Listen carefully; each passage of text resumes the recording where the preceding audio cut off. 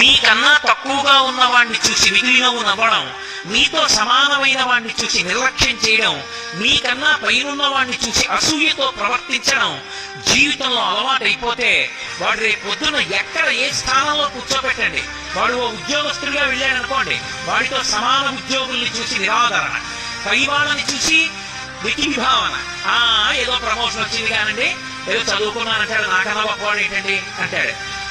తనకన్నా కింద వాడిని చూస్తే అహంకారం, నిర్లక్ష్యంతో ప్రవర్తిస్తాడు. తనకన్నా కింద వాళ్ళు తనని చూసి సంతోషించారు, సమానులు సంతోషించారు, పై వాళ్ళు సంతోషించారు, తన అహంకారానికి తాను ఒక్కడే సంతోషిస్తుంటాడు. అటువంటి వాడికి ఆపదొస్తే కాపాడేవాడు ఎవడూ ఉంటాడు. అందుకే జీవితంలో సంస్కారమును పొందుట అన్న మాటకు అర్థం ఏమిటి అంటే, తనకన్నా పెద్దలు కనబడితే గౌరవించాలి, తనతో సమానులు కనపడితే ఆదరించాలి, తనకన్నా కింద వాళ్ళు